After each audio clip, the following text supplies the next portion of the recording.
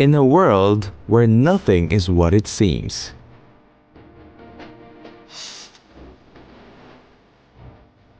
Sometimes, you just need to take a step back and take a second look.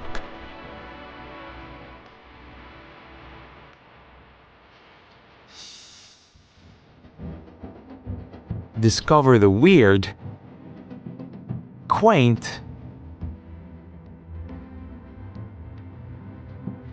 and downright bizarre.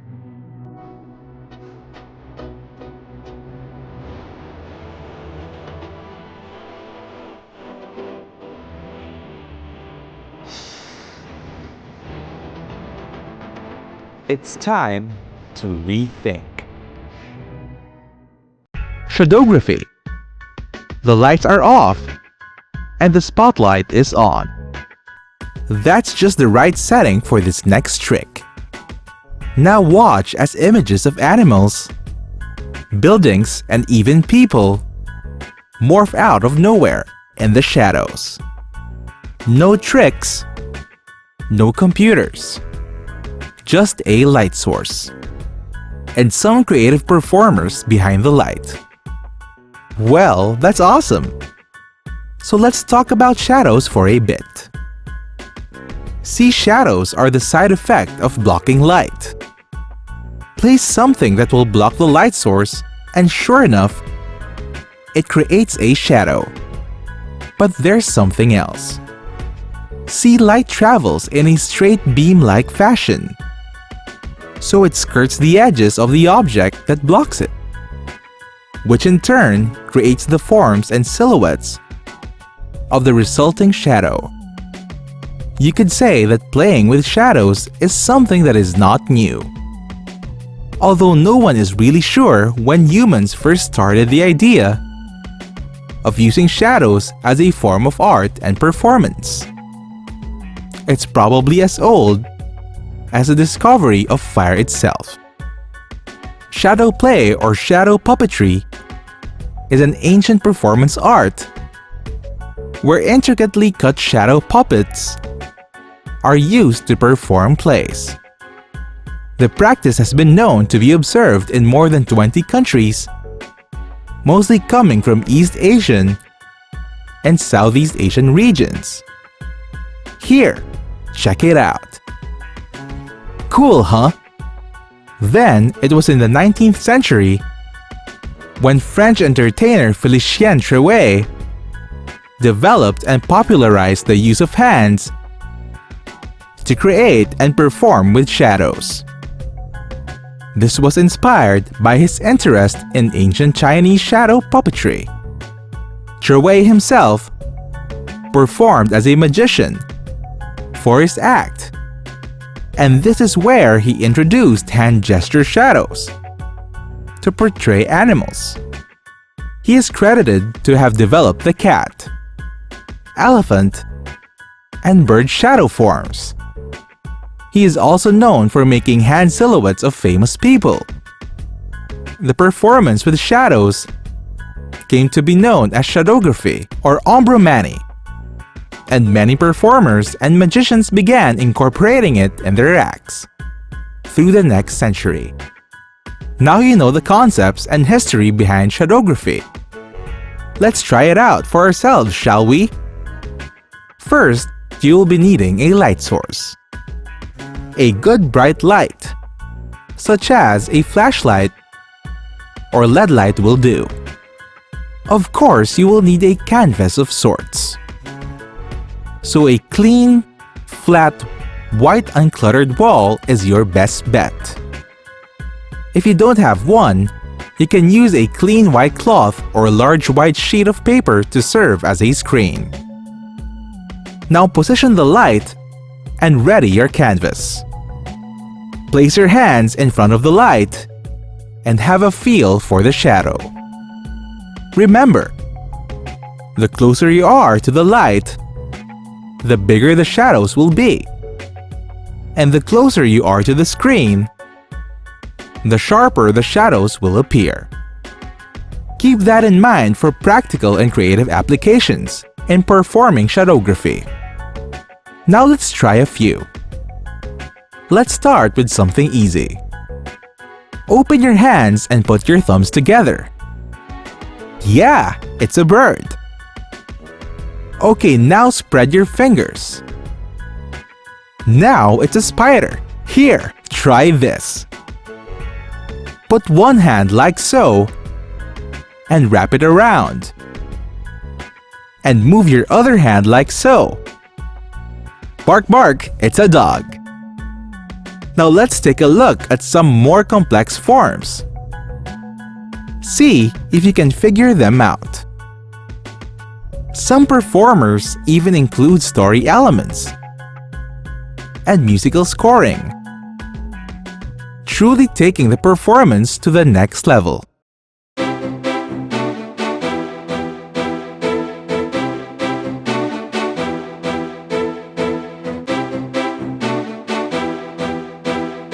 Cardistry. So, you like card tricks? Well, check this out. Impressed? It's no trick. These are real cards. Real people. What you saw is just a sampling of what is called cardistry. What? Cardistry. A combination of the words card and artistry. Cardistry is the performance art associated with card flourishing, the creative and stylistic manipulation of cards. It includes flips, shuffles, cuts, and other sorts of tricks. You could say that it's acrobatics for card handling. Here, check it out. Cardistry evolved out of the popularity of card conjuring tricks during the turn of the 19th century. As part of the act, magicians would often showcase their skills in sleight of hand by doing flashy card flourishes like cuts and shuffles. Soon, the act of card flourishing took on a life of its own, establishing itself as a non-magical or non-illusion trick, but rather its own art form, very much like juggling or other types of performance art. In the early 90s, American Chris Kenner pioneered the 5 phases of Cybele trick in his book entitled Totally Out of Control. The trick itself is a flashy way to cut cards, which showcases the performer's dexterity. The deck was cut into 5 using a variety of complex maneuvers. Around 1997, magician and performer Brian Tudor released a video series titled Show Off. The video series was the first of its kind. Because of the popularity of the trick, other performers followed suit. And soon, this type of performance came to be known as cardistry. Let's check out some of the basic moves and tricks. One-handed cut. As the name suggests, it's a cut or the splitting of a deck using one hand. As easy as it sounds, the one-handed cut requires a little bit of practice to master. Check this out. Here's what's known as the Charlie A cut. And this one is called the Revolution cut. Two-handed cut. Two-handed cuts utilize both hands, adding some fancy flourishes and techniques when splitting up a deck of cards. Here, check this out. One of the most famous two-handed cuts is the Cybele cut. Card spring. Card springs involve squeezing a deck of cards. This action launches the deck in the air and allows for the cards to move from one point to another in a quick fashion. One card flourish. This involves the flipping and twirling of just one card. Think of pen or baton twirling, but instead apply it to a lone card. Watch as the performer uses his fingers to flip and twirl a single card with finesse and dexterity. Card fan. Card fans involves holding a deck of cards at one endpoint and spreading them out like a fan. Don't be fooled though, card fan techniques range from simple to downright complex. Let's check out a few of them. Neat! Nowadays, cardistry is enjoying a newfound popularity thanks to the advent of social media and video sharing sites. Free resources and online communities are also available to the budding cardist. So what are you waiting for? It's as simple as a click. Simply go online to know more about this type of performance.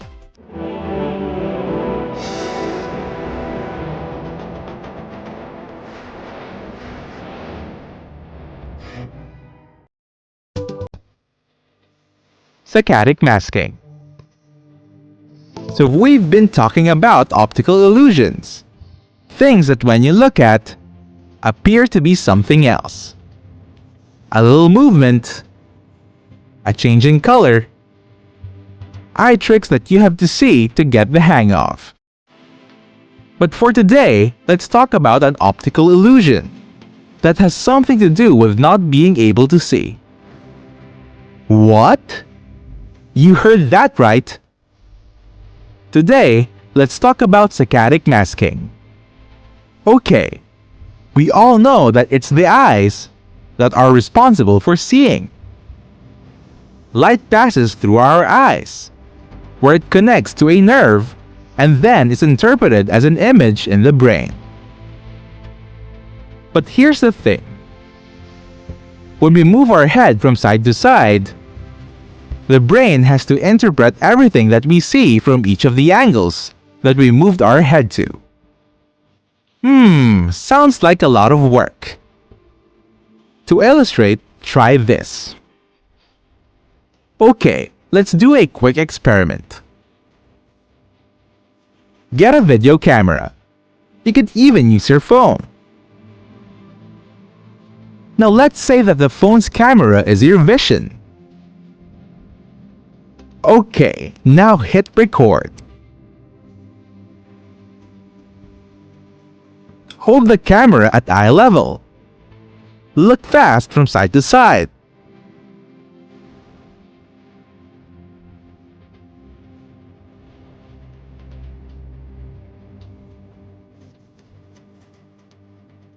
Now up and down.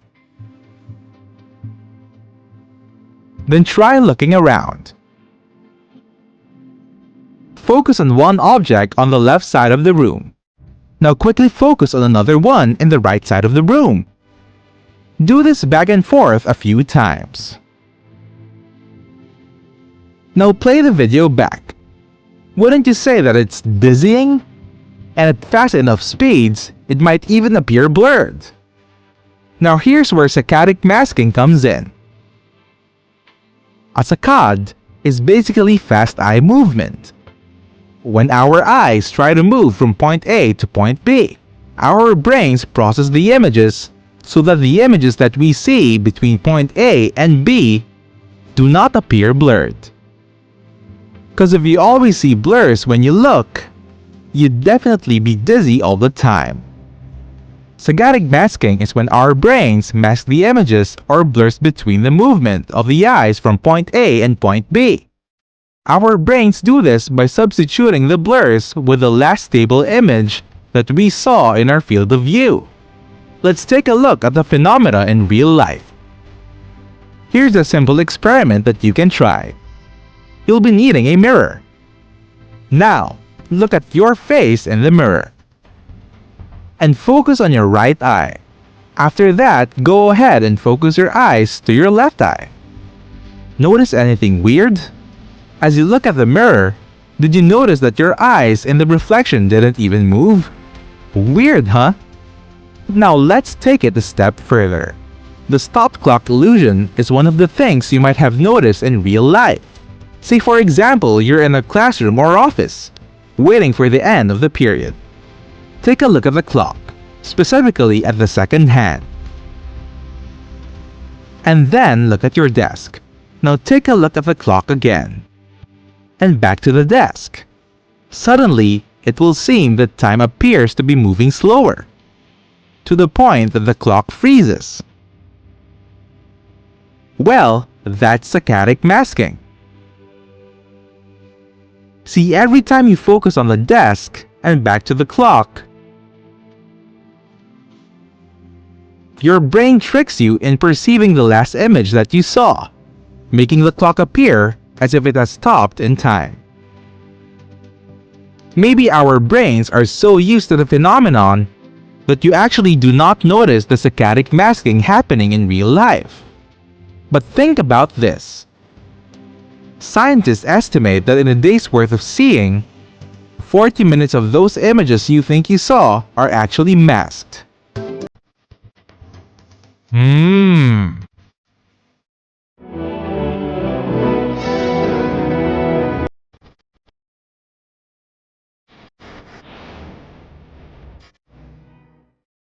Hearing age. Okay, here's another one for your ears. For the next few minutes, we will be playing some tones through your speakers. If you have friends and family with you watching, then ask them to join in, so you can compare answers. This is a tone quiz.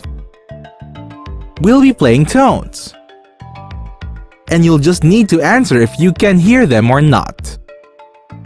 Each tone will be played 2 times and will last for a few seconds. Ready? Here's the first, the second, the third, the fourth, the fifth, and lastly. Okay, so did you get all 6? Remember to take note of your answers and compare it with people watching with you at home. It's a fact that as people age, they slowly lose the ability to hear higher frequencies. This is because the cochlea and other parts of the inner ear responsible for hearing degrades as we age. The condition is called presbycusis, or age-related hearing loss. What we just did was a hearing test to determine what age your hearing is. Recall the answers from the test and see how well you fare. The first was 8 kHz. This is a controlled variable. Everyone should be able to hear this. The second is 12 kHz, which should be audible to people 50 and below, give or take. The third is 15 kHz, a frequency that is audible to people around 30 years old and below. Now the fourth is 17 kHz. This should be heard by people around 18 years old and below. The fifth one is 18 kHz, which should be audible to most teens. And finally, the last one is 20 kHz, or the highest frequency audible to the human ear. So how did you fare? And remember, don't worry if you can't hear some of the frequencies. Age-related hearing loss occurs gradually and is perfectly normal. But that's not to say that your ears and your hearing don't need maintenance and protection. After all, age-related hearing loss is no laughing matter. And even though it's natural and age-related, it's irreversible. And exposure to louder than average noise can speed up the process. So always remember, keep the volume down. While most people now have their own earphones or headphones for personal listening, it's so easy to forget that these small speakers over our ears still need to have a manageable volume level. It not only keeps your ears healthier, but it also keeps you in focus, especially if you're multitasking while listening. Also, always wear ear protection in the form of earplugs or earmuffs when in a noisy environment. This includes factories, construction sites, and even concert venues. If you can't wear ear protection, at least minimize the effect by taking breaks in between. By going to a nice quiet place, or at the very least, a less noisy environment.